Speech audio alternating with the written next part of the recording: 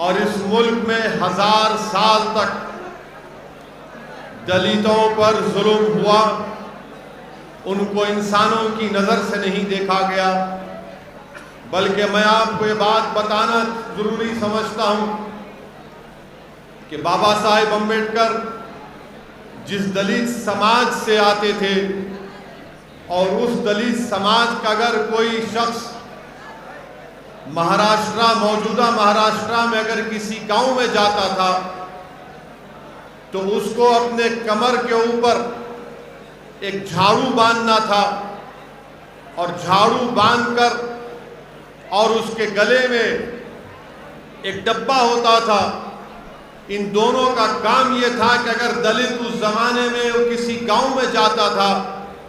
تو جہاں پر اس کے قدم پڑتے تھے وہ جھاڑو اس کے اس قدم کو صاف کرتے تھے، اور اگر اس کو تھوکنا پڑتا تو اس کو اپنے ڈبے میں تھوکنا پڑتا تھا۔ وہ باولیوں پر جا کر، ندی کے پاس جا کر پانی نہیں لے سکتا تھا۔ یہ اس زمانے کے حالات آپ کے سامنے میں رکھ رہا ہوں، اور اس ناانصافی کو اگر کسی نے ختم کیا، سمویدھان اور آئین بنایا، تو اس کا نام بابا صاحب امبیڈکر تھا۔ اور بابا صاحب امبیڈکر نے یہ بتا دیا کہ اگر جاگیردار کا بیٹا پولیس کا عہدیدار بن سکتا ہے تو ایک دلت سماج کا بیٹا بھی پولیس کے اعلیٰ عہدے پر فائز ہو سکتا ہے۔ بابا صاحب امبیڈکر نے یہ بتا دیا سمویدھان کو دیکھ کر کہ اب سب انسان ہیں، کوئی بڑا چھوٹا نہیں ہے، سب برابر ہیں، اور یہ ایک بہت بڑا کارنامہ بابا صاحب امبیڈکر کا رہا۔ میرے عزیز دوستوں اور بزرگوں، آج ہم یوم جمہوریہ ریپبلک ڈے منائے ہیں۔ آج ہی کے دن ہمارے بزرگوں نے اس ملک پر ہم نے اپنے آپ کو ایک کانسٹیٹیوشن دیا، اور بابا صاحب امبیڈکر نے اس کانسٹیٹیوشن میں ہم تمام کو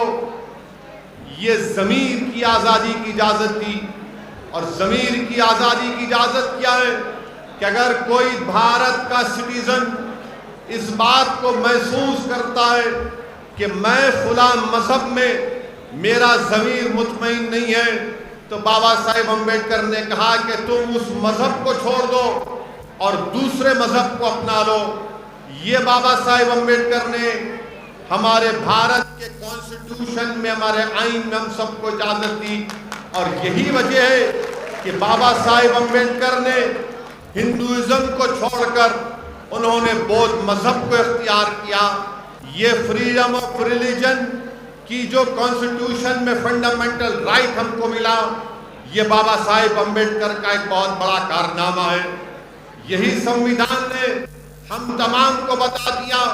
کہ کسی مسلمان کی جان کی قیمت ایک اعلیٰ ذات کے انسان کی جان کی قیمت سے زیادہ اس کے برابر ہے۔ اسی سمویدھان نے بتا دیا کہ ہم مساوات کی بات کریں گے۔ اگر کوئی اعلیٰ ذات کا ہوگا اور کوئی دلت سماج کا ہوگا، مسلمان ہوگا، تو ان کی جان کی قیمت ایک ہی ہوگی۔ ان کو رائٹ ٹو لائف دیا گیا، رائٹ ٹو ایکوالٹی دیا گیا۔ میرے عزیز دوستوں اور بزرگوں، تبھی جا کر ہم نے سمویدھان کو اپنے ملک میں اپنایا۔ مگر بابا صاحب امبیڈکر نے سمویدھان تو ہم کو دیا، مگر بابا صاحب امبیڈکر نے ہم تمام کو ایک پیغام دیا۔ بابا صاحب امبیڈکر نے کہا کہ سمویدھان کو جو میں تم کو دے رہا ہوں، اس میں یقیناً سیاسی زندگی میں ایکوالٹی پیدا ہو جائے گی، مساوات پیدا ہو جائے گا، مگر سماجی زندگی میں انصاف کبھی نہیں پیدا ہوگا۔ یہ بابا صاحب امبیڈکر نے 70 سال پہلے اس بات کو کہی تھی کہ پولیٹیکل ایکوالٹی تو ملے گا مگر سوشل ایکوالٹی نہیں ملے گا۔ تو بابا صاحب امبیڈکر نے ہم تمام کو کیا کہا کہ دیکھو، میں تم کو سمویدھان میں 4 چیزیں دے کر جا رہا ہوں، یہ تمہارے ہتھیار ہے، یہ تم اس کو استعمال کرو تاکہ تم اس ملک میں عزت کے ساتھ اور پوری شان و شوکت کے ساتھ اپنی زندگی کو گزار سکو گے۔ کیا کہا بابا صاحب امبیڈکر نے بابا صاحب امبیڈکر نے کہا کہ میں تم کو لبرٹی دیتا ہوں، آزادی دیتا ہوں، میں تم کو ایکوالٹی کی بات کرتا ہوں، مساوات کی بات کرتا ہوں، میں تم کو جسٹس کی بات کرتا ہوں، انصاف کی بات کرتا ہوں، میں تم کو فٹرنٹی کی بات کرتا ہوں، برادری کی بات کرتا ہوں۔ تو امبیڈکر نے ہم تمام کو کہا کہ اگر تم کو جب تک تم آزادی حاصل نہیں کرو گے، تم اپنی زندگی شان و شوکت کے ساتھ نہیں گزار سکو گے، جب تک تم مساوات کو حاصل نہیں کرو گے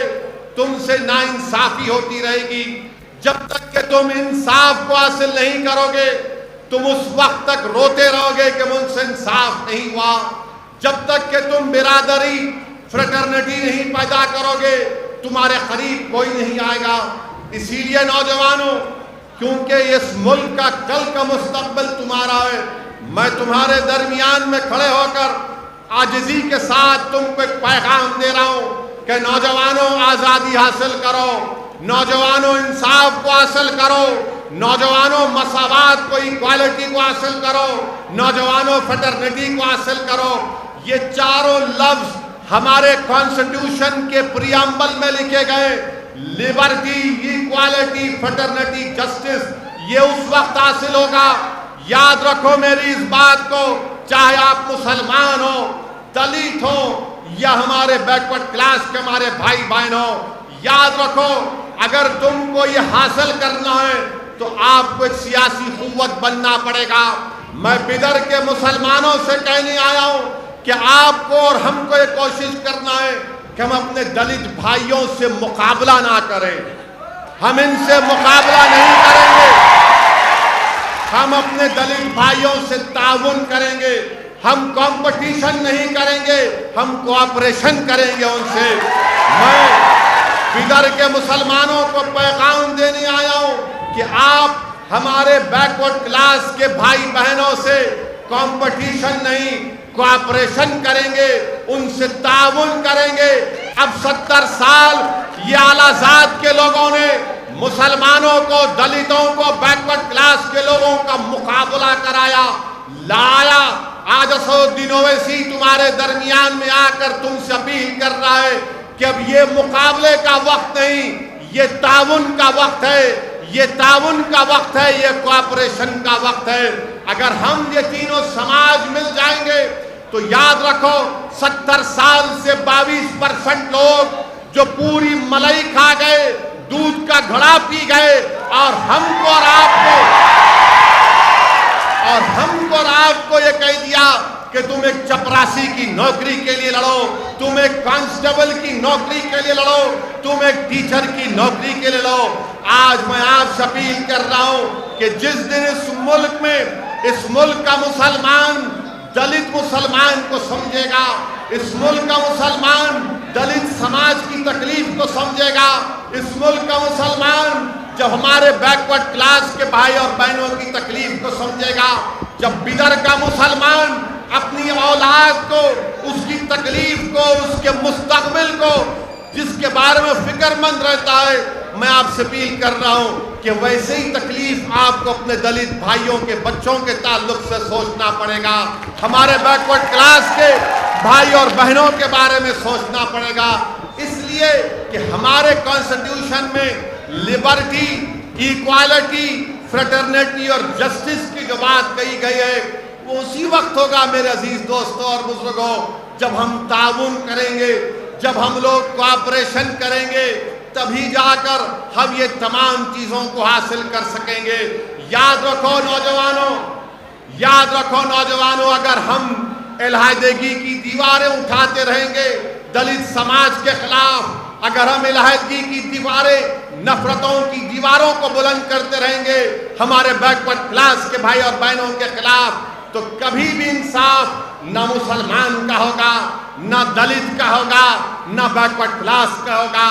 آج حالات اور وقت کا تقاضا یہ ہے کہ تینوں سماج کو مل کر بابا صاحب امبیڈکر کا جو خواب ہے کہ تم کو لبرٹی، ایکوالٹی، فریٹرنٹی اور جسٹس کو حاصل کرنا ہے۔ میں بدر کے دلت سماج کے ذمہ داروں کی موجودگی میں کہہ رہا ہوں کہ بھارت کی پارلیمنٹ میں भारत की पार्लियामेंट में दलित भाइयों और बहनों के लिए पार्लियामेंट की सीटों की रिजर्वेशन है,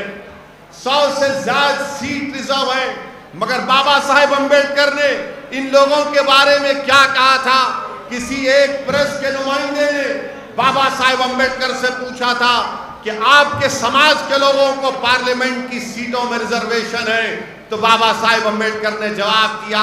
कि हाँ, ये बात बिल्कुल सही है कि 100 से ज्यादा भारत की पार्लियामेंट में दलित लोग जीत कर आ जाते हैं, मगर उनकी जबानें कभी नहीं खुलती। बाबा साहिब ने एक तारीखी जुमला कहा था, मैं हमारे बिदर के दलित भाइयों को सुनाना चाहता हूं। बाबा साहिब अम्बेडकर ने कहा कि पार्लियामेंट में बैठकर अपना मुंह उसी वक्त खोलते हैं जब उनको अंगड़ाई लेना पड़ता है।